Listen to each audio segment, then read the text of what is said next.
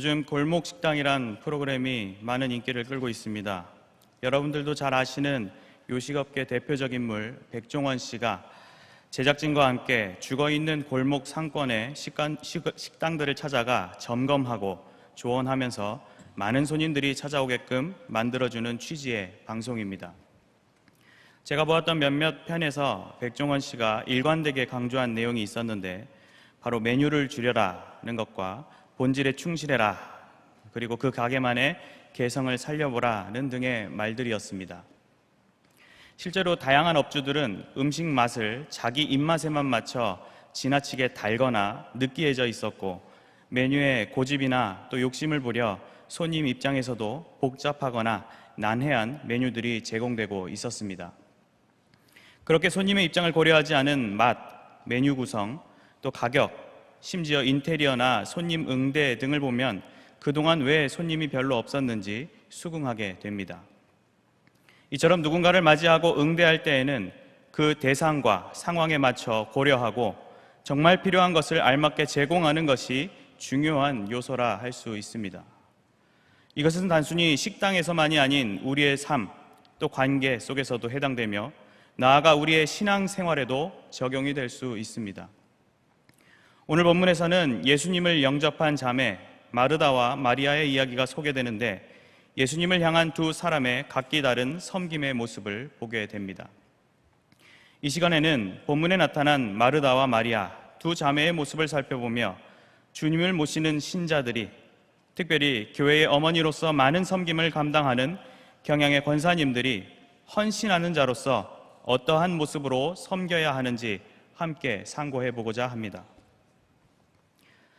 첫째로, 헌신하는 성도는 일에 몰두하여 인간적 열심이 앞서지 않도록 주의해야 합니다. 다 같이 누가복음 10장 38절에서 42절까지 읽어보겠습니다. 그들이 길 갈 때에 예수께서 한 마을에 들어가심에 마르다라 이름하는 한 여자가 자기 집으로 영접하더라.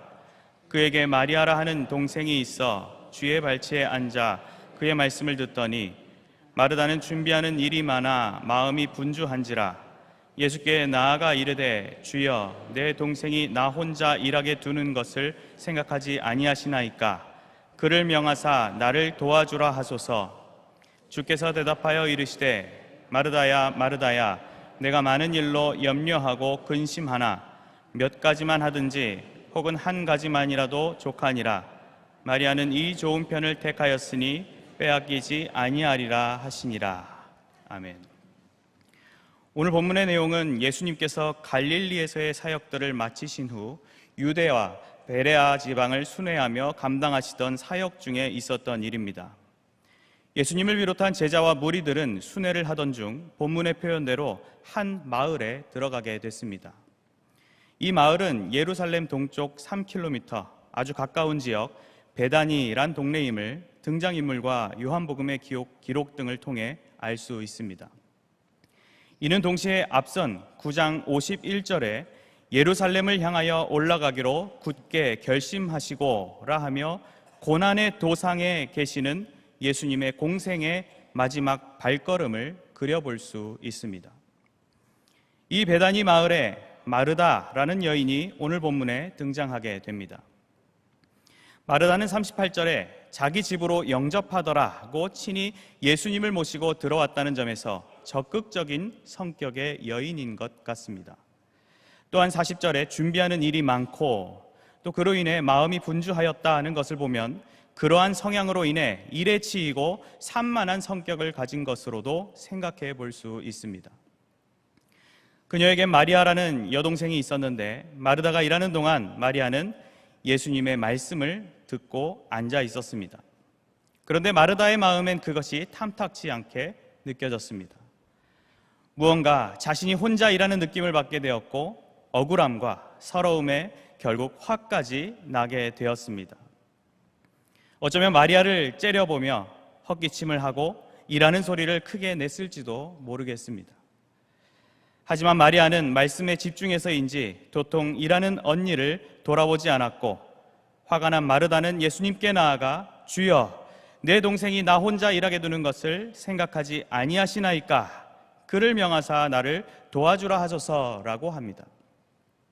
여기서 마르다가 예수님께 나아갔다 하였는데 예수님께 말씀을 듣기 위해 나아갔던 마리아와 대조적으로 마르다는 예수님께 따지기 위해 나아갔음을 보게 됩니다.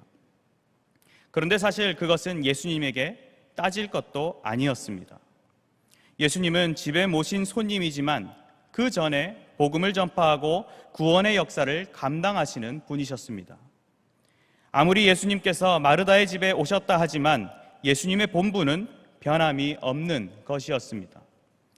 아니, 오히려 예수님께서는 고된 여정에 피곤할 법도 하셨지만 멈추지 않고 말씀 전파의 사역을 수행하셨습니다.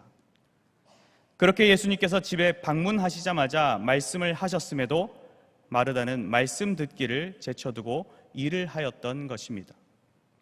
그리고 그 일에 빠져 할 일을 많이 만들고 마음이 분주한 결과를 만들어냈습니다.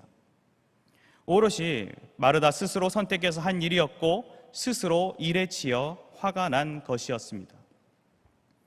이러한 마르다의 행동과 항변에 예수님께서는 41절에서 두 번이나 마르다를 부르며 대답하시기를 내가 많은 일로 염려하고 근심하나로 그녀의 행동을 정의하셨고 말씀을 듣는 것이 다른 무엇보다 더 중요한 우선순위에 있어야 하는 일이란 것을 좋은 편이란 용어와 함께 강조하셨습니다. 한 가지 생각해 볼 것은 한글 성경에는 잘 드러나 있지 않지만 원문의 40절 앞부분에는 접속사 대가 있다는 점입니다. 이 대란 표현은 그러나라는 의미로 영어 성경들은 대부분 but이 삽입되어 있습니다. 이것은 마르다의 일하는 모습이 앞선 39절에서 동생 마리아가 예수님의 말씀을 듣는 모습과 대조되는 것임을 알려주고 있습니다. 즉 마르다의 섬김 속에는 말씀에 귀 기울일 여유가 없는, 복음과 관련 없는 단순한 손님 맞이일 뿐이었습니다. 예수님께서는 42절에서 몇 가지만 하든지 혹은 한 가지만이라도 족하고 그 모든 것보다 가장 중요한 것은 마리아가 보인 말씀 청종의 자세임을 가르치십니다. 그리고 그것을 좋은 편이라고 하였습니다. 그 말은 곧 마르다가 덜 좋은 편을 택한 것이거나 좋지 않은 편을 택한 것으로 결론 지을 수 있습니다.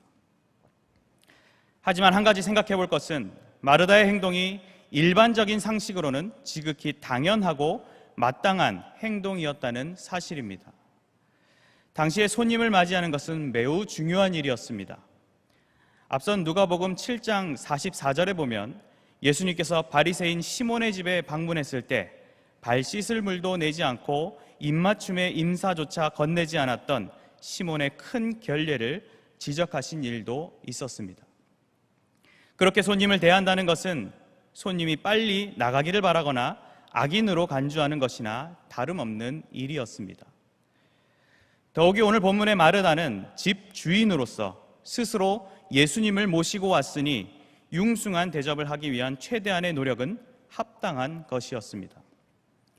또한 당시 사회의 여자는 아이보다도 못한 대우를 받고 있었고 여자들의 명예와 평판은 집안일을 얼마나 잘하는지에 달려 있었다는 점에서 예수님 앞에 앉아 말씀을 듣는다는 것은 남자나 제자가 아니고서는 상상할 수 없는 일이기도 했습니다. 즉 마르다의 일 자체는 합당하고 타당하며 당연한 행동이었습니다. 그리고 그 동기는 너무나도 선한 의도에서 기인한 것이었습니다. 하지만 그것은 세상의 관점과 기준, 풍조일 뿐이었고 간과할 수 없는 것은 그 대접의 대상이 예수님이었다는 사실입니다. 단순한 손님이 아니라 최고의 스승이요 주인이시며 아버지요 구원자 되시는 예수 그리스도는 청종과 경배의 대상이 되십니다. 물론 그러한 예수님을 위해 훌륭한 대접을 하는 것은 좋은 일이지만 그것을 위한 준비가 선포되는 말씀과 연계되지 못하고 대조되는 일로서 전락해버리고 그 일에 몰두하여 자신의 마땅한 자리에 있지 아니한다면 그것은 분명 좋지 못한 선택이 될 뿐입니다. 그렇다고 이러한 내용을 잘못 이해하여 난 마르다처럼 살지 말아야겠다고 극단적으로 받아들여서도 안 됩니다. 요한복음 11장 5절에 예수께서 본래 마르다와 그 동생과 나사로를 사랑하시더니 라고 하였듯 마르다도 마리아도 다 사랑하시는 주님의 딸들이었습니다. 분명 마르다의 섬김은 일반적으로 훌륭한 것이었고 그 열정은 우리가 배워야 할 정신임에는 틀림없습니다. 하지만 도를 넘은 열심, 때와 방법을 잘못 택한 열심은 우리가 분명 주의하고 피해야 할 마르다의 아쉬운 오점임을 기억해야 합니다. 저와 여러분들은 교회에 모여 많은 일을 합니다. 목사인 저도 교회에서 감당하는 활동을 사역한다고 지칭합니다. 또 이 자리에 앉아있는 권사님들도 권사의 직무라고 하여 그 역할을 공부하셨고 감당하기 위해 힘쓰십니다. 이 일들은 너무나도 당연한 것이고 아름다운 것입니다. 그런데 그런 우리의 헌신 속 진정한 목적과 중요한 본질을 놓친 채 일을 위한 일로 자리 잡아버린다면 그것은 위험 요소가 될 수 있습니다. 내 개인적인 감정을 가지고 일을 대하고 또 그러한 감정의 변화와 염려와 또 근심을 나타내며 계속 일의 자리로 나의 생각과 행동이 치우쳐 버린다면 우리는 나도 모르게 일의 노예가 될 것입니다. 그리고 그렇게 일의 노예가 된 줄도 모른 채 자만해지고 교만하고 또 오만해진다면 결국은 내가 놓친 것을 두고 남 탓, 예수님 탓을 했던 마르다의 실수를 저지르고 말 것입니다. 주님의 일을 내 일과 같이 여기는 청지기적 자세로 감당해야지 주님의 일이 아닌 나의 일로 여기고 내 욕심, 내 만족, 내 논리대로 일을 쥐고 해나간다면 결국 그 일은 인간적인 일이 되어 주님이 외면하는 일이 될지도 모릅니다. 혹시 지금도 이 자리에 앉아서 예배 끝나고 가운은 어떻게 치우지? 연습 장소 정리가 남았는데 김 권사한테 부탁할까? 이번 주에 신방인데 식사는 뭐로 하지? 등의 생각을 떠올리고 계신 분이 있진 않으십니까? 나의 지나친 열심이 독이 되지 않도록 늘 긴장하시기 바랍니다. 나의 일하는 것이 나의 열심이 다른 중요한 요소들을 지배하여 일 안 하느니만 못한 결과를 낳지 않도록 나의 섬김의 상태를 진중히 점검하시기 바랍니다. 주님을 향한 헌신을 감당할 성도로서 일에 몰두하여 인간적 열심이라는 함정에 빠지지 않고 늘 깨어서 서 있는 성도님들이 되시길 바랍니다. 둘째로, 헌신하는 성도는 말씀에 청종하여 하나님의 일하심에 쓰임받는 제자가 되어야 합니다. 이번에 본문은 살펴봤던 누가복음의 본문과 또 요한복음 12장 본문을 같이 볼 것인데 누가복음 10장은 그대로 펴놓으시고 화면을 통해 요한복음 12장 1절에서 3절을 봉독하겠습니다. 6월절 엿새 전에 예수께서 베다니에 이르시니 이곳은 예수께서 죽은 자 가운데서 살리신 나사로가 있는 곳이라. 거기서 예수를 위하여 잔치할새 마르다는 일을 하고 나사로는 예수와 함께 앉은 자 중에 있더라. 마리아는 지극히 비싼 향유 곧 순전한 나드 한 근을 가져다가 예수의 발에 붓고 자기 머리털로 그의 발을 닦으니 향유 냄새가 집에 가득하더라. 아멘. 앞선 대지에서 우리는 일에만 몰두하는 인간적 열심을 벗어버릴 것을 함께 생각해 봤습니다. 이제 우리는 좋은 편을 택하는 것에 관해 좀 더 깊이 생각해 볼 필요가 있습니다. 말씀을 듣는 것을 우선시한다 해놓고 남는 것 하나 없이 그냥 말 그대로 말씀을 듣기만 한다면 그보다 더 절망적인 일은 없을 것입니다. 그것은 그저 일을 하기 싫어 말씀의 자리에 앉아만 있는 정말 마르다가 한순간 오해하고 미워했던 가상의 마리아의 모습이라 할 수 있습니다. 그렇다면 좋은 편, 즉 말씀을 청종하는 것이란 과연 어떤 모습이겠습니까? 우리는 마리아의 모습을 통해 좋은 편을 택한 성도의 바람직한 모습을 그려볼 수 있습니다. 먼저 누가복음 10장의 기사 속에서 말 한마디 언급되지 않는 점과 여러 정황들을 볼 때 마리아는 조용하고 얌전한 성품을 지닌 인물로 추정됩니다. 그러한 마리아에 관해 누가는 설명하길 39절에 그에게 마리아라 하는 동생이 있어 주의 발치에 앉아 그의 말씀을 듣더니 라고 하였습니다. 이 짧은 구절에서 몇 가지 마리아의 파격적인 행보들을 엿볼 수 있습니다. 먼저 예수님께서 방문하셨던 이 집은 38절에서 마르다의 집으로 소개가 되고 있습니다. 하지만 그 집에는 남자이며 또 연장자인 나사로가 있었다는 점을 고려해 보면 남자가 가정 안에 있으면서 여자가 집의 주인으로 소개되고 또 손님을 영접하는 오늘 이야기는 당시 풍습으로 보기에는 매우 특이한 경우라 할 수 있습니다. 자세한 연유는 알 수 없지만 마르다가 그 집의 여주인격인 사람이었고 대표로서 그 집의 명예를 위해 손님 대접에 치중하게 됐습니다. 그런 상황에 집 주인도 아닌 마리아는 예수님의 발치에 앉아 그 말씀을 들었습니다. 또한 그 집의 가장 나이가 어린 막내임에도 불구하고 마리아는 예수님의 발치에 앉아 그 말씀을 들었습니다. 여기서 발치에 앉았다는 표현은 발 옆 또는 발 아래에 꼭 붙어 앉아 있다는 것으로 이것은 당시에 제자가 됨을 뜻하는 행동이라 할 수 있습니다. 정리하면 선생의 옆에 앉아 가르침을 듣는 것은 제자만 가능하고 또 그 제자도 남자만 가능했던 당시의 분위기를 과감히 깨트리고 집주인도 아니고 막내이자 여자인 마리아는 예수님의 발치에 앉아 그 말씀을 듣고 있었던 것입니다. 즉, 이 사건은 당시 통념을 부서뜨린 일로 예수님께서 여자라는 존재도 제자이자 하나님의 자녀로 인정해 주신 사건이라고 할 수 있습니다. 참고적으로 요한복음 11장 28절에서 나사로의 부활 사건이 있을 때 마르다가 마리아에게 선생님이 오셔서 너를 부르신다고 예수님을 지칭한 점에서 확실히 스승과 제자의 관계가 성립된 것으로 볼 수 있습니다. 이렇게 마리아가 주님의 제자가 됐다는 측면에서 바라볼 때 이제 우리는 본문의 전체적인 문맥을 다시 한번 정리해 볼 수 있습니다. 먼저 누가복음 9장에서 예수님께서는 장차 제자로서 겪게 될 일들과 그럴 때 가져야 할 희생 등의 자세를 교훈합니다.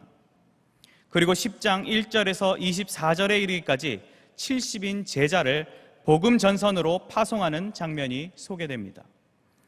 그 이후로는 제자들이 갖춰야 할 덕목들에 관해 교훈되고 있는데 25절부터는 선한 사마리아인의 비유를 통해 제자로서 하나님 사랑, 이웃 사랑의 모습을 소유할 것을 가르치십니다.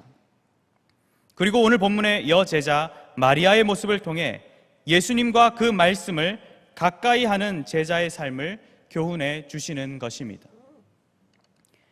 이렇게 드러나지 않게 제자로서 임명받은 마리아는 참 스승 예수님께 교육을 잘 받아 이제 주님을 위해 사는 종으로 살게 됩니다.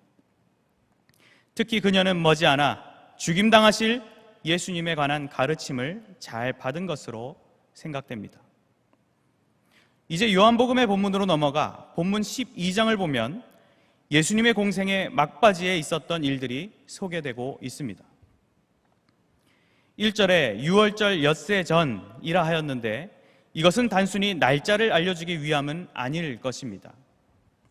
유월절은 유대인들의 명절 중에서도 최고의 명절입니다.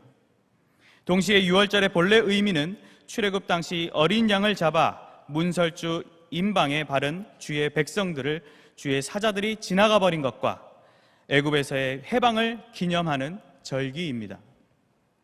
바로 온 인류의 구원주로서 십자가 죽음을 통한 대속사역을 앞두신 어린 양 예수님께서 생애 마지막으로 지키시는 유월절은 그 의미가 일맥상통하고 참으로 의미심장한 시간이었을 것입니다. 그러한 위대하고도 중대한 사역을 위해 마지막 예루살렘으로 입성하시는 그때 예수님께서는 사랑하는 제자 마리아의 가정이 있는 마을 베다니를 들르셨습니다. 1절에서 언급하는 대로 예수님께서는 앞선 11장 전반부에서 마르다와 마리아의 오라버니 나사로를 죽음에서 살리시며 부활이신 스스로를 선언하기도 하셨습니다.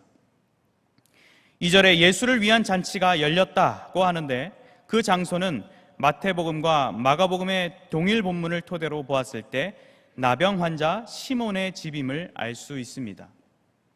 흥미로운 것은 그곳에서도 마르다는 일을 하고 있었습니다.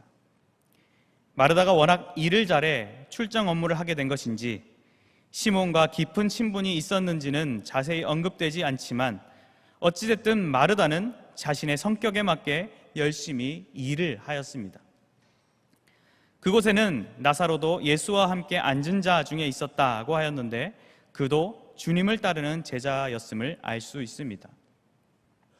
아무튼 이 잔치는 시몬의 문둥병을 고치고 나사로를 죽음에서 살려주신 예수님을 위한 감사의 잔치였습니다. 괴로움, 슬픔의 마을이란 베다니의 이름 뜻처럼 정말이지 질병과 죽음의 슬픔으로 가득했던 이 마을이 이제 예수님의 구원의 능력으로 기쁨의 잔치를 여는 장소가 된 것입니다. 그런데 이 감사와 기쁨의 잔치 가운데 마리아는 분위기가 사뭇 달랐습니다. 갑자기 그녀는 예수님께 지극히 비싼 향유, 곧 순전한 나드 한 근을 부으며 자신의 머리털로 주님의 발을 씻겨드렸습니다. 오늘 본문에서는 발에다 기름을 붓고 씻겨드렸다고 하지만 마태복음과 요한복음에서는 머리에 부었다고 기록하고 있습니다. 즉 예수님의 온 몸에 향유를 부어드렸던 것입니다. 당시 사회에서는 중요한 손님의 머리에 기름을 붓는 것이 관례라고 합니다. 또한 발의 경우 물을 내주는 것이 통상적인데 마리아는 기름으로 발까지 씻겨드리고 있습니다.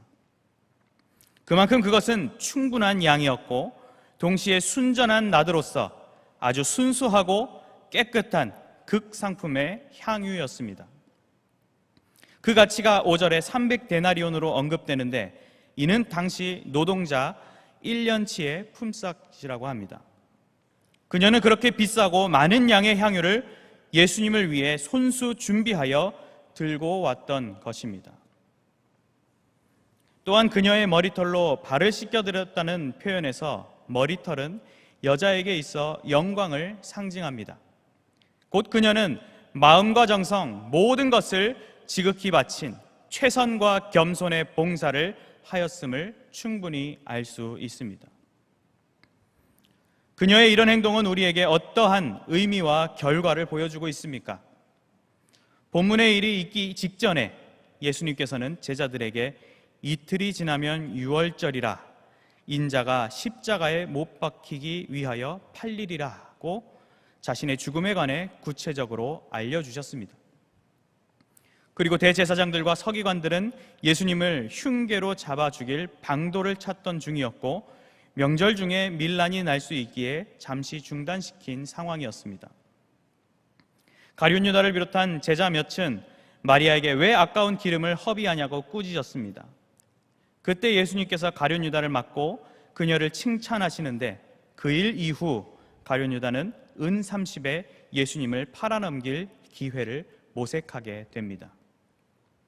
이렇게 예수님의 순환이 이제 코앞에 다가오는 긴장의 순간을 마리아는 이미 알고 있었고 또 준비하고 있었던 것입니다. 그런 그녀의 헌신으로 향유 냄새가 집에 가득하더라고 하였습니다.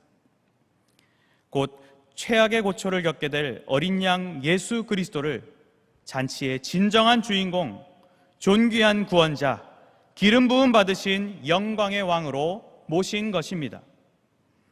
구원받은 자들이 벌린 감사의 잔치는 이제 참으로 아름답고도 은혜 넘치는 예배의 장소, 스승의 영광스러운 죽음을 준비하는 장소로 변모하게 됐습니다. 가룟 유다가 마리아를 책망할 때 예수님께서는 가만두라고 하시며 그의 책망을 막으셨습니다. 도리어 예수님은 몸에 향유를 부은 것을 내 장래를 위하여 함이니라고 하시며 마리아가 내게 좋은 일을 하였느니라고 칭찬해 주셨습니다. 그리고 온 천하에 어디서든지 이 복음이 전파되는 곳에서는 이 여자가 행한 일도 말하여 그를 기억하리라고 마리아를 매우 높여 주셨습니다. 바로 이것이 우리가 주님의 말씀을 온전히 청정하는 그런 헌신의 모습이며 저와 여러분이 가져야 할 아름다운 예배자의 삶이라 할 수 있습니다. 우리는 말씀을 들으며 구속사의 중심이신 예수 그리스도의 위대한 역사를 바라보며 교회를 통한 말씀 선포 속에 함께 서 있어야 합니다. 그렇게 말씀 안에 바로 깨어 서 있어야만 종말의 때에 진정으로 주님이 기뻐하시는 헌신의 종이 될 수 있는 것입니다. 많은 일을 내려놓고 분주함을 내려놓는 등 그저 내려놓는 것이 능사가 아닙니다. 우리는 헌신의 때와 참 자세를 아는 지혜롭고 진심 어린 제자가 되어야 합니다. 이제는 먼 자리에서 일어나 예수님의 발치로 다가오고 말씀을 온전히 청중하는 가운데 예수님의 구속 역사에 동참하는 참 제자가 되어야 합니다. 값싼 향유, 섞인 것이 있는 가짜 기름을 주님께 드리는 것이 아니라, 아깝다고 아끼면서 드리는 것이 아니라 온 정성과 가치를 가득 채운 나의 전부를 최우선적으로 바치는 마음으로 주님을 섬기는 진정한 제자가 되어야 합니다. 물론 하나님은 내가 움직이지 않는다 해서 계획하신 일을 못하실 분이 결코 아니십니다. 결국은 승리하고 마시는 하나님의 구속 역사 가운데 내가 어느 방향과 태도로 서 있는지의 결단이 시급하다는 것을 기억하시기 바랍니다.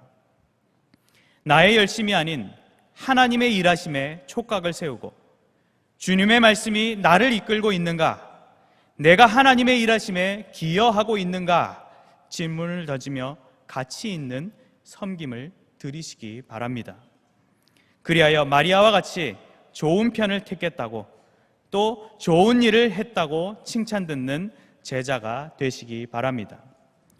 주님을 향한 헌신을 감당할 성도로서 말씀에 청종하여 하나님의 일하심에 기꺼이 쓰임받는 제자들이 되시길 바랍니다.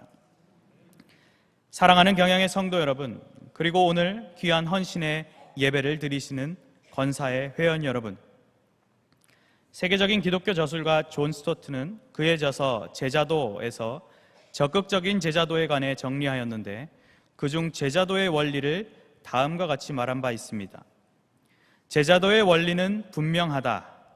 우리가 그리스도를 바라보는 시각이 빈약할수록 우리 제자도는 빈약할 것이고, 반면에 우리가 그리스도를 바라보는 시각이 풍성할수록 우리 제자도도 풍성할 것이다. 즉 우리는 그리스도를 바라보는 온전하고도 풍성한 시각을 소유하기 위해 각자의 삶 속에서 몸부림치며 마땅한 자세를 갖춰야만 합니다. 과연 저와 여러분은 지금도 살아계시며 우리를 친히 만나주시는 주님의 은총 속에 어떠한 자세로서 섬기며 따르고 있습니까? 주님께서 문 밖에 서서 두드리는 소리를 들었을 때 주님을 영접하는 우리들의 자세는 과연 어떠해야 하겠습니까?